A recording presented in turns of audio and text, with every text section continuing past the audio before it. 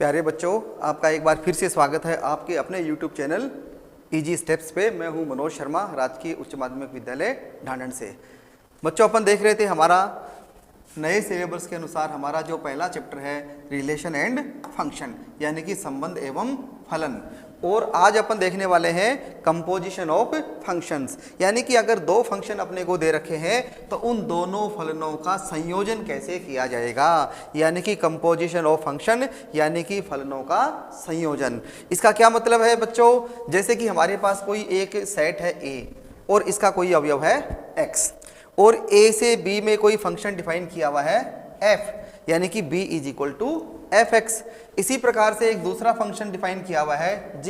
ये कहां से है? ये है b2c, और इसका मतलब है कि g ऑफ fx, यानी कि हमारे पास फंक्शन है दो। a to b is function defined by f and b to c function is defined by g। अगर हम यहाँ पे a से डायरेक्ट c को डिफाइन करना चाहे, यानी कि a को सीधा c से रिलेट करना हो, तो हमारा f और g इन दोनों फलनों का क्या हो जाएगा? कंपोजिशन हो जाएगा। इसको अपन बोलते हैं कंपोजिशन ऑफ फंक्शंस, यानी कि फलनों का संयोजन। और इसको किस नाम से जाना जाएगा? GOF, गोफ भी बोलते हैं इसको, यानी कि g ऑफ फंक्शन। ये अपना हो गया कंपोजिशन ऑफ फंक्शंस, GOF, यानी कि जी फंक्शन ऑफ फंक्शन f। अब इसको समझने के लिए अपन क्या करते हैं, हमारा एक एग्जाम्पल देते हैं और उस एग्जाम्पल के थ्रू अपन देखेंगे कि दो फलनों का अगर कंपोजिशन दे रखा हो और उसकी वैल्यू अपने को निकालनी हो, तो हम उस कंपोजिशन ऑफ फंक्शंस के थ्रू उस नए संयोजित फलन की वैल्यू कैसे फाइंड कर सकते हैं। तो प्यारे बच्चों, हम इस एग्जाम्पल को देखते हैं जो हमारी पाठ्य पुस्तक का एग्जाम्पल है, एग्जाम्पल नंबर 15। यहाँ पे अपने को दिया हुआ है एक फलन f दिया हुआ है जो f 2 3 4 5 से डिफाइंड किया हुआ है f 3 4 5 9 से, और जहां पर वैल्यू भी अपने को दे रखी है कि f2 is equal to 3, f3 is equal to 4 and f4 is equal to f5 is equal to 5। और दूसरा फंक्शन अपने को g डिफाइन किया हुआ है, g 3 4 5 9 से 7 11 15, और यहाँ पर भी फलन की वैल्यू दे रखी है कि g3 एंड g4 ये दोनों रिलेट करते हैं 7 से, यानी कि इन दोनों का प्रतिबिंब 7 है, और g5 का मान कितना है? 11। अब हमें इनका एक कंपोजिशन ऑफ फंक्शन यानी कि GOF का मान अपने को निकालना है। तो GOF कैसे निकालेंगे बच्चों? हम f के प्रत्येक अवयव के लिए GOF का मान निकाल सकते हैं। अपने को किस किस का मान दिया हुआ है? अपने को f2 का मान, अपने को f3 का मान, f4 और f5, इन तीनों का मान अपने को दिया हुआ है। अब आप इन सब के लिए इस संयोजित फलन की वैल्यू फाइंड कर सकते हैं। जैसे अपन लेकर के चलें GOF है ना, यानी कि f2 के लिए इसकी वैल्यू कैसे निकालेंगे? तो इसको अपन लिख सकते हैं g ऑफ f2, यानी कि g ऑफ f2 का मान कितना अपने पास? 3 है, तो ये क्या बन गया फंक्शन अपना? g ऑफ 3 बन गया। अब यहां पर अपनी आ जाते हैं कि g3 की वैल्यू कितनी है? 7 है, यानी कि g ऑफ f2 इसकी वैल्यू कितनी आ गई? डायरेक्ट अपनी 7 आ गई। इसी तरह से बच्चों अपन क्या कर सकते हैं, आगे f के जितने भी मान हैं उन सब के लिए GOF की वैल्यू अपन निकाल सकते हैं। जैसे अपन लेके चलें अब g ऑफ f3, इसकी वैल्यू क्या आएगी? g ऑफ, अब f3 का मान पहले यहां से रखेंगे, f3 का मान अपने को दिया हुआ है 4, तो g4 आ गया। अब g4 की वैल्यू क्या है? यहां से g वाले फंक्शन से g4 की वैल्यू है अपनी 7। इसका मतलब g of f3 is also equal to 7। अब क्या कर सकते हैं अपन और इसके अंदर मान निकाल सकते हैं g ऑफ f, जैसे अपने को दिया हुआ है 4 का मान, तो f4 का मान निकाल लेते हैं। ये हो गया अपना g ऑफ f4, और f4 का मान अपने पास कितना दिया हुआ है बच्चों? 5 दिया हुआ है, तो इसकी वैल्यू होगी अपनी g ऑफ 5, और g5 की वैल्यू कितनी है? 11। इसका मतलब g5 का मान कितना आ गया अपने पास? 11 आ गया। इसी तरह से बच्चों अपन क्या कर सकते हैं, f5 के लिए भी वैल्यू निकाल सकते हैं। तो ये हमारा मान हो गया g ऑफ f5, इसको अपन लिख सकते हैं g ऑफ फंक्शन f5, और f5 की वैल्यू अपने को कितनी दे रखी है बच्चों? f5 is given equal to 5, तो ये भी क्या बन गया अपना? g5 बन गया, और g5 की वैल्यू यहां से अपन लिख सकते हैं 11। इस प्रकार से अगर अपने को दो फंक्शन f और g अलग से डिफाइन किया हुआ है और उन दोनों फंक्शन का क्या है अपना एक कंपोजिट फंक्शन अपने को दिया हुआ है, composition of function g and f, तो उसके जितने भी मान हैं 2, 3, 4, 5 उन सब की इमेज निकाल करके अपन क्या कर सकते हैं, संयुक्त फलन का मान ज्ञात कर सकते हैं। तो प्यारे बच्चों, ये जो फलनों का संयोजन है इसको अपने को अच्छे से इन स्टेप्स के माध्यम से समझ लेना है कि पहले अपन क्या करेंगे, ये जो फंक्शन राइट साइड में है एफ, पहले हम इसकी वैल्यू रखेंगे फलन से और उसके बाद में ये एफ फंक्शन क्या बन जाएगा, जी फंक्शन बन जाएगा और फिर जी वाले फंक्शन से उसकी वैल्यू रखने पर हमारा जो कंपोजिट फंक्शन है या कंपोजिशन ऑफ फंक्शन है उसकी वैल्यू हमारी फाइंड हो जाएगी। तो हमने क्या निकाल लिया, g of F2 is equal to 7, g of f3 is equal to 7, g of f4 is equal to 11 and g of f5 is also equal to 11। तो ये क्या कहलाता है, ये कहलाता है बच्चों कंपोजिशन ऑफ फंक्शन, यानी कि फलनों का संयोजन। इस प्रकार से अपने को अगर कोई दो फलन f और दूसरा फलन g अलग अलग डिफाइन किया हुआ है तो उनका एक संयोजित जो फलन है GOF या FOG भी अपन अगले उदाहरण में देखेंगे कि हम GOF का मान भी निकाल सकते हैं और हम जो है वो FOG का मान भी निकाल सकते हैं। अब ये समझने के लिए हम हमारी पाठ्य पुस्तक का एक और उदाहरण लेकर के चलते हैं, उदाहरण नंबर 16। देखो उसको अपन देखेंगे कि किस प्रकार से अपन GOF और FOG दोनों की वैल्यू फाइंड कर सकते हैं। तो प्यारे बच्चों, ये उदाहरण संख्या 15 थी, ये आपको अपनी पाठ्य पुस्तक से देखना है और वीडियो को देख करके आप इसको अच्छी तरह से समझ लें और इस उदाहरण को करें और इस उदाहरण के माध्यम से आगे नए स्टेप सीखेंगे और दूसरे सवालों को भी अपन सॉल्यूशन निकाल सकते हैं। अब अपन चलते हैं, हमारी पाठ्य पुस्तक का एक और उदाहरण है, उदाहरण संख्या 16। यहां पर अपने को क्या दिया हुआ है, दो फंक्शन दे रखे हैं FR2R और पहला फंक्शन क्या दिया हुआ है fx is equal to cos x और एक दूसरा फंक्शन अपने को दिया हुआ है g, ये भी कहां से कहां है, R2R डिफाइंड है और यहां पर अपने को gx का मान दे रखा है वो है 3x स्क्वायर।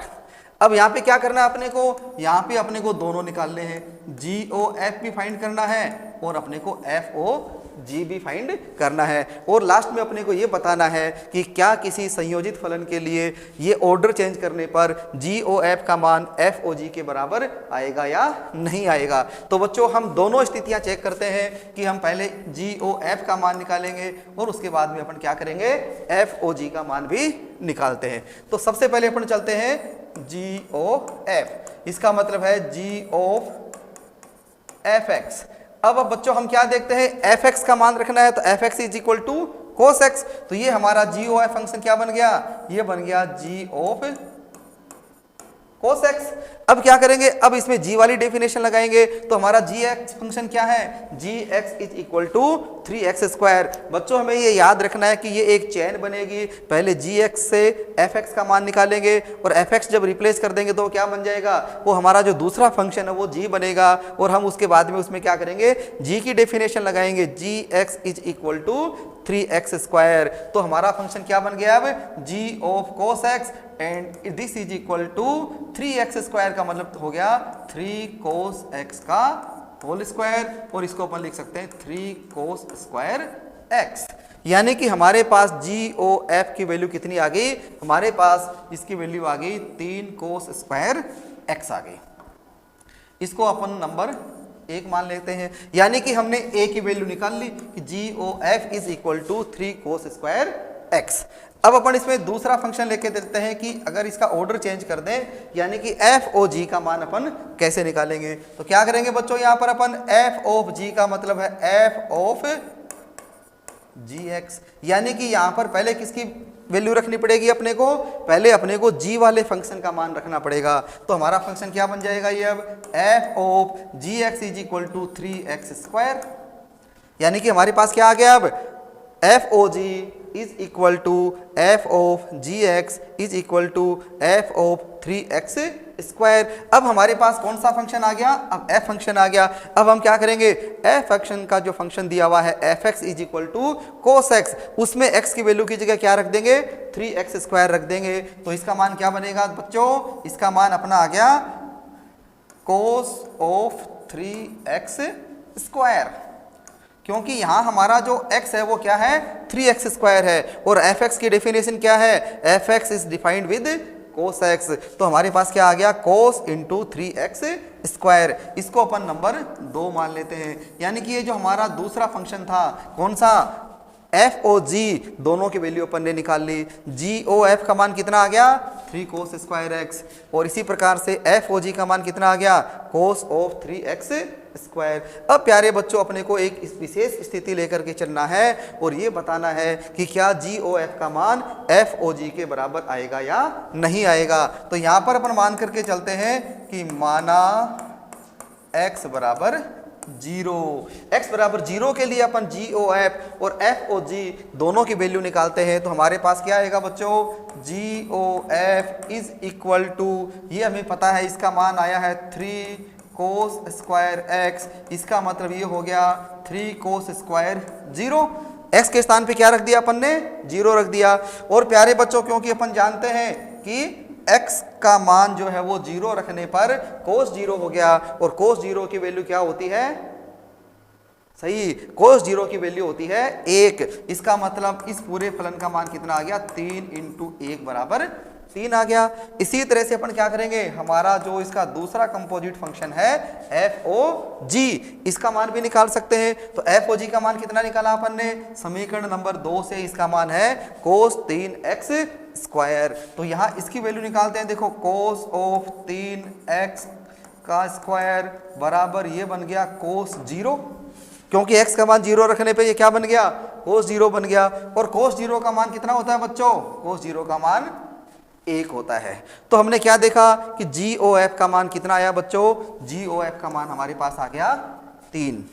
एफ ओ जी का मान कितना आया, x बराबर 0 रखने पर एफ ओ जी का मान आ गया अपना 1। अब बच्चों बताओ क्या 3 का मान 1 के बराबर है। हम अच्छी तरह से जानते हैं कि ये दोनों अलग अलग नेचुरल नंबर हैं और इनकी वैल्यू बराबर नहीं है। क्योंकि 3 का मान 1 के बराबर नहीं है, इसलिए हमारा फाइनल रिजल्ट क्या आ जाएगा कि g o f is not equal to f o g, कि ये जो हमारा फंक्शन दिया हुआ है R to R, f x is equal to cos x, second function है g R to R, g x is equal to 3x square. हमने यहाँ पर इसके 2 कंपोजिशन निकाले हैं। पहला कंपोजिशन अपन ने निकाला जी ओ एफ का, और दूसरा कंपोजिशन अपन ने निकाल लिया एफ ओ जी का। और फाइनली अपन क्या देखते हैं कि जी ओ एफ का मान एफ ओ जी के बराबर नहीं आता है। तो प्यारे बच्चों ये छोटी सी स्टेप्स हैं, इन स्टेप्स के थ्रू अपन क्या कर सकते हैं, हमारे इस एग्जाम्पल को अच्छे से सीख सकते हैं। अब अपन देखते हैं हमारी पाठ्य पुस्तक का अगला एग्जाम्पल। ये हमारा है एग्जाम्पल नंबर 17। ये अच्छा उदाहरण है बच्चों, इसको अपने को बहुत ध्यान से देखना है। अब यहां भी क्या है, अपने को 2 फंक्शन दे रखे हैं। पहला फंक्शन क्या दिया हुआ अपने को, f x is equal to 3x plus 4 upon 5x minus 7, और दूसरा फंक्शन अपने को दिया हुआ है g x is equal to 7x plus 4 upon 5x minus 3। F भी क्या है, r minus 7 upon 5 to r minus 3 upon 5, क्योंकि अपन जानते हैं कि ये क्या है, एक P बटा Q का फंक्शन है ना। और हमारे पास क्या है, P बटा Q में कभी भी Q का मान 0 के बराबर नहीं होना चाहिए, यानी कि हमारा हर 0 शून्य नहीं होना चाहिए। क्योंकि अगर हर में शून्य है तो अपन ये मानते हैं कि वो क्या होता है, नॉट डिफाइंड होता है। तो जब 5x माइनस 7 बराबर 0 रखेंगे तो क्या आएगा, x बराबर 7 बटा 5, यानी कि x की वैल्यू 7 बटा 5 नहीं होनी चाहिए। इसी तरह से दूसरे केस में अपन मानेंगे कि हर का मान शून्य नहीं होना चाहिए, यानी कि 5x माइनस 3 इक्वल टू 0 मानेंगे तो x बराबर क्या आएगा 3 बटा 5, यानी कि x की वैल्यू जो है वो r तो है लेकिन क्या होनी चाहिए, 3 बटा 5 नहीं होनी चाहिए। तो यहां से अपन ने क्या निकाला, x की वैल्यू 7 बटा 5, यहां से क्या निकाला, x की वैल्यू 3 बटा 5। इन दोनों को छोड़ करके अपने को क्या करना है, r टू r इस फंक्शन को डिफाइन करना है।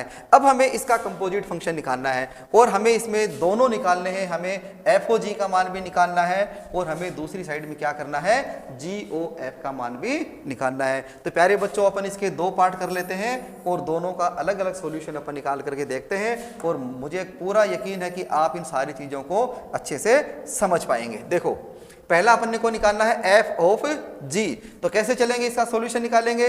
ये f of g is equal to f of g x, ये अपनी कंपोजिशन ऑफ फंक्शन की डेफिनेशन है कि f o g is equal to f of g x. अब यहाँ पे क्या करना बच्चों, अपने को करना है कि ये जो जी एक्स है, इस जी एक्स की वैल्यू का मान यहाँ पे अपने को रख देना है। और जी एक्स किसके बराबर है, ये यहाँ से अपने को दिया हुआ है, g x is equal to 7x + 4 and divide by 5x - 3। तो ये फंक्शन क्या बन गया अपना, F of 7x + 4 upon 5x - 3 बन गया। अब क्या करेंगे, अब ये फंक्शन बन गया f ऑफ x। अब हमारी f की डेफिनेशन लगाएंगे यहाँ, fx is equal to 3x + 4 upon 5x - 7। और यहाँ पर क्या करेंगे अपन, ये हमारा पूरा x बन गया है ना। fx की डेफिनेशन में अब x की वैल्यू क्या होगी, 7x + 4 अपॉन 5x - 3। और fx की डेफिनेशन में जब अपन इसका मान रखेंगे तो ये क्या बनेगा, 3 इंटू एक्स का मतलब ये पूरा आएगा 7x + 4 अपॉन 5x - 3 और +4 पहले से ही है। और डिवाइड बाई क्या आएगा, 5 इंटू एक्स, एक्स का मतलब फिर यही आएगा 7x + 4 अपॉन 5x - 3। कहते हैं कि हमने इसकी वैल्यू रख दी है f ऑफ g के अंदर, f of g x is equal to f of 7x + 4 upon 5x - 3। और इसका मान रखने पर ही हमारे पास आ जाता है f of g is equal to 3 into 7x + 4 upon 5x - 3 और +4 अपॉन 5 इंटू एक्स की वैल्यू वही 7x + 4 अपॉन 5x - 3 एंड -7 आ गया।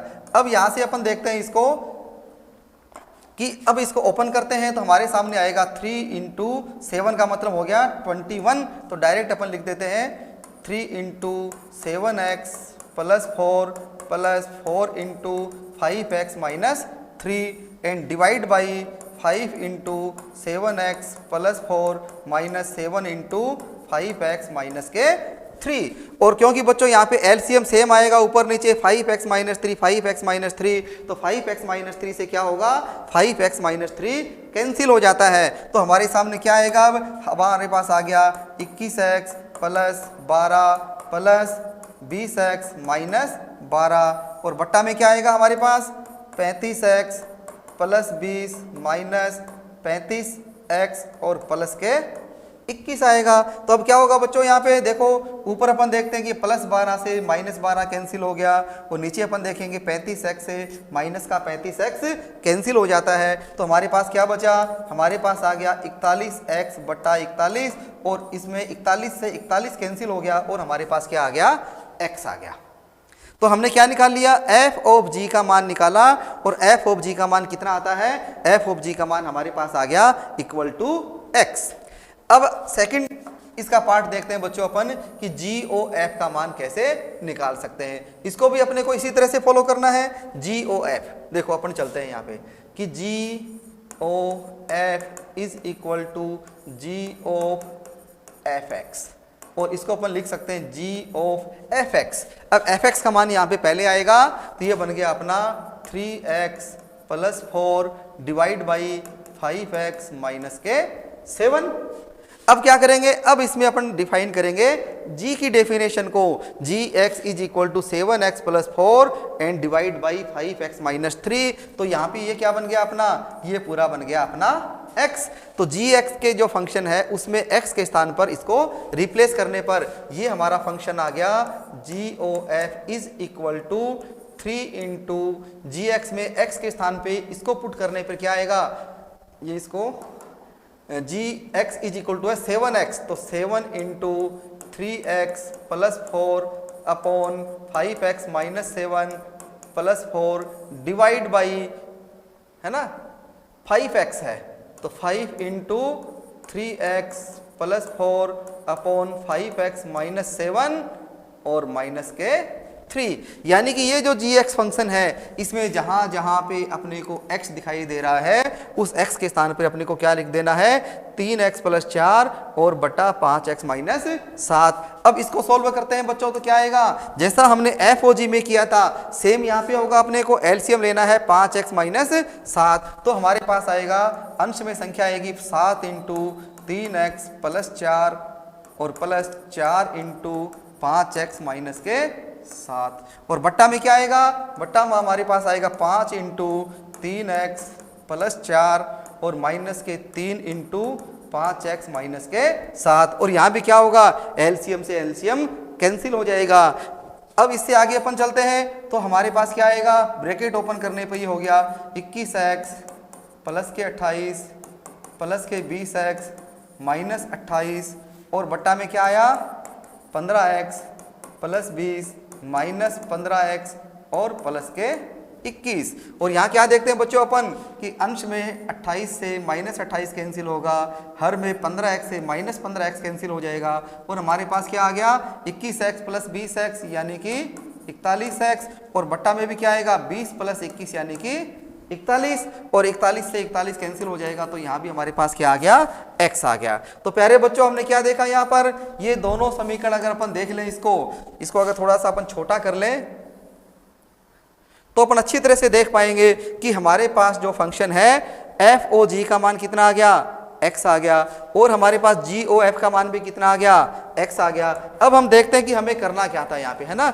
ये फंक्शन अपने को दिया हुआ है कि f o g is equal to I A और g o f is equal to I B, यानी कि तत्समक फलन अपने को यहाँ पे प्राप्त हो रहा है। तो अपन यहाँ पे क्या कह सकते हैं, अब एक रिजल्ट अपना सामने इसका आ गया है कि हमने प्रूव करना था I A x is equal to x for all x belonging to A और I B x is equal to x for all x belonging to B.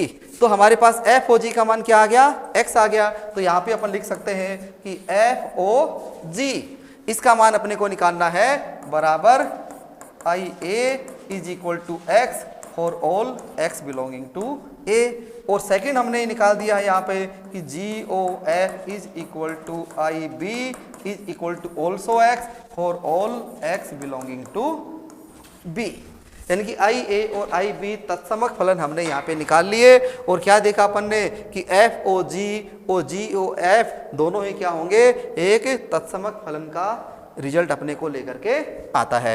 F o g is equal to I A is equal to x for all x belonging to A and second result g o f is equal to I B is equal to x for all x belonging to B. प्यारे बच्चों इन सारे concept को, इन सारे जो video है अपना, इनकी easy steps को अपने को बार बार वीडियो के द्वारा देख करके अच्छे से समझ लेना है और फिर अपने को होमवर्क की कॉपी में इस काम को करना है। बच्चों अब हमारा एक और एग्जाम्पल अपनी देखते हैं। हमारी पाठ्य पुस्तक का एक एग्जाम्पल है जो हमें दिया हुआ है, थोड़ा सा इसको बड़ा कर देते हैं। ये हमारे पास है, यदि एफ ए टू बी व जी बी टू सी 1 1 है और g o F A to सी ये क्या है, एक 1 1 फंक्शन है, दोनों फंक्शन 1 1 है। F A to B is a 1 1 function और दूसरा दिया हुआ अपने को g B to C is also a 1 1 function. अब हमें ये प्रूव करके बताना है कि ये जो ए टू सी जो फंक्शन बनेगा अपना कंपोजिट फंक्शन बनेगा, ये भी 1 1 होगा या नहीं होगा। इसको थोड़ा सा छोटा कर लेते हैं। Very good. अब देखो बच्चों, अब अपन आगे चलते हैं कि हमारा ये जो दिया गया फंक्शन है और इनसे जो फंक्शन बनेगा संयुक्त फंक्शन जी ओ एफ, ये भी एक 1 1 फंक्शन होगा या नहीं होगा। इसका सॉल्यूशन अपन लेकर के चलते हैं। देखो जी ओ एफ इसका मतलब हो गया जी ऑफ एफ एक्स, है ना। अब अपने को पता है कि जो 1 1 की डेफिनेशन है उसमें अपन जानते हैं कि यदि एफ एक्स 1 बराबर एफ एक्स 2 तो हमारे पास क्या आना चाहिए, x1 is equal to x2 आना चाहिए। तो वो फंक्शन क्या होगा, एक 1 1 फंक्शन होगा। अब हम यहाँ पे क्या करते हैं बच्चों, हम यहाँ पे दो मान लेकर के चलते हैं। ये जो जी ओ एफ अपन ने निकाला है ये x1 और x2 के लिए लेकर के चलेंगे अपन, क्योंकि ये फंक्शन अपने को क्या दिया हुआ है, 1 1 फंक्शन दिया हुआ है। जैसे अपन ने लिया g of f x 1 is equal to g of f x 2, यानी कि ये संयुक्त फलन बन गया अपना जी ओ एफ। अब बच्चों अपन जानते हैं कि ये है अपने पास एफ एक्स 1 और एफ एक्स 2, और क्योंकि 1 1 की डेफिनेशन से अपन ये अच्छी तरह से जानते हैं कि यदि एफ एक्स 1 का मान एफ एक्स 2 के बराबर है तो एक्स 1 का मान एक्स 2 के बराबर है। अब ये फलन कौन सा है बच्चों, ये फलन है अपना जी, क्योंकि जी ऑफ एफ एक्स है।